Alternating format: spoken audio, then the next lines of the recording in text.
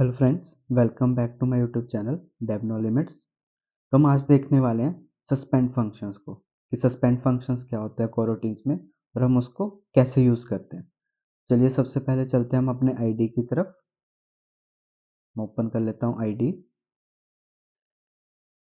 इसमें हम same project use कर रहे हैं, पुराने वाला जो हमारी प्लेलिस्ट चल रही थी उसमें आपको सस्पेंड फंक्शन की ब्रांच में सारा कोड मिल जाएगा।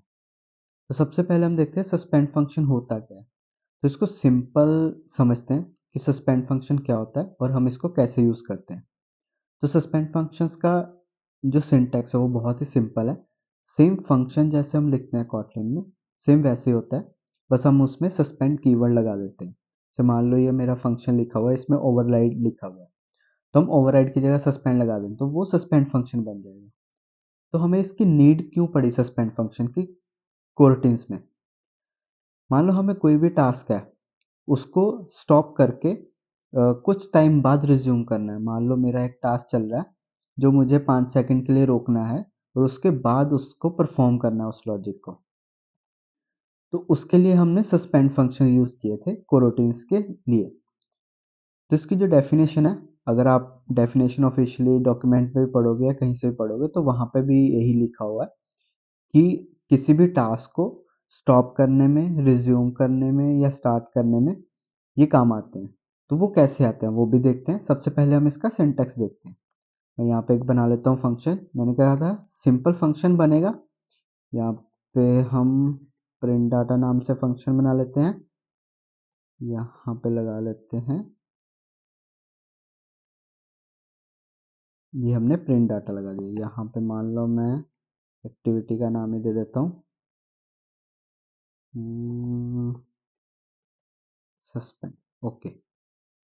और यहाँ पे मेरा कीवर्ड आएगा सस्पेंड। तो मेरा सस्पेंड फंक्शन बन गया। आप कहोगे सस्पेंड फंक्शन तो बन गया लेकिन हम इसको कॉल कैसे करेंगे? तो इसको कॉल अगर हम करते हैं तो ये हमें एक एरर देता है। क्या एरर देता है? Suspend functions should be called only from a coroutines और अनदर सस्पेंड फंक्शन।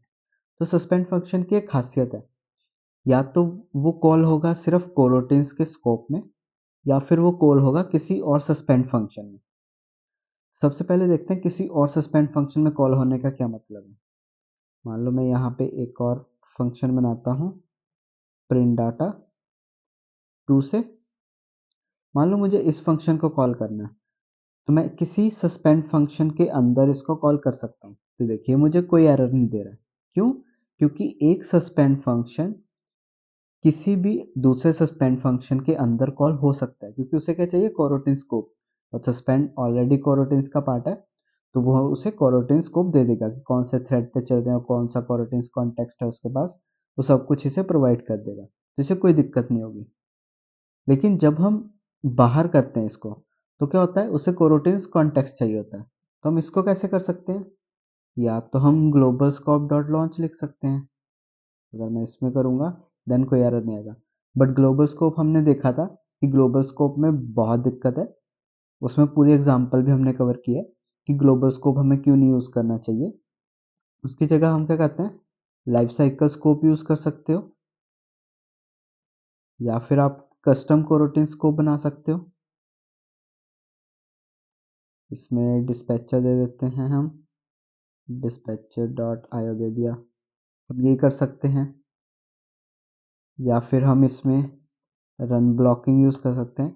कहने का मीन्स है कि जहाँ पे आपको कोरोटिन्स कॉन्टेक्स्ट मिले, अगर आप इसके अंदर भी जाओगे तो यहाँ पे देखो कोरोटिन्स कॉन्टेक्स्ट मिल रहा है उसे, और कोरोटिन स्कोप ही रिटर्न कर रहा है। ये एक यूनिट फंक्शन है, तो एक्सटेंशन के साथ कोरोटिन स्कोप ही रिटर्न कर रहा है। आप कहोगे यहाँ पे हमें नहीं दिख रहा। अगर आप दिस लिखोगे तो देखो ये कोरोटिन स्कोप दे रहा है। अगर मान लो आपको इसके अंदर कुछ और करना है तो आप सिंपल लिखोगे लॉन्च, उसमें क्या लिखोगे? डिस्पैचर डॉट मेन लिख सकते हो, या फिर आप दूसरे मेथड्स भी यूज़ कर सकते हो। तो मीन्स सस्पेंड फंक्शन या तो सिर्फ सस्पेंड फंक्शन में ही कॉल हो सकता है या फिर किसी भी कोरोटिन स्कोप में कॉल हो सकता है। हम एक बार फिर से देखते हैं जब एरर आया था। ये देखिए suspend function should call only from a coroutine और अनदर सस्पेंड फंक्शन, ये हमने दोनों कवर कर लिए। हम देखते हैं कि अगर हमें कुछ डाटा चाहिए होता है, जो हमने कहा था कि हमें किसी भी टास्क को स्टॉप करना है देन उसके बाद उसको रिज्यूम करना है, तो उसके लिए हम कैसे करते हैं सस्पेंड फंक्शन को। इसमें एक चीज आती है डिले। मान लो मैं यहाँ पे लगा देता हूँ 4 सेकंड का। मैंने क्या किया कि मुझे कोई टास्क परफॉर्म करना है जो कि 4 सेकंड बाद चलेगा, तो मीन्स मैंने क्या किया, इस फंक्शनैलिटी को रोका है। इस लाइन पे आएगा, वो इसे रोकेगा, उसके बाद 4 सेकंड जैसे कंप्लीट हो जाएंगे वो इस फंक्शनैलिटी को ऑटोमेटिकली रिज्यूम कर देगा। कैसे, चलिए हम देखते हैं, इसको रन करते हैं एक बार। लॉगकैट ओपन कर लेता हूँ। देखिए मेरा टास्क चला, अब 4 सेकंड बाद कॉल हुआ। तो आप कहोगे कि हमें कैसे पता चलेगा कि 4 सेकंड बाद कॉल हुआ। अब मैं क्या करूँगा, इसको यहाँ पे लगा दूंगा कि पहले मेरा एक लॉग प्रिंट हो, उसके 4 सेकंड बाद दूसरा फंक्शन कॉल करे। मैं करूँगा यहाँ पे, रन करूँगा दोबारा से।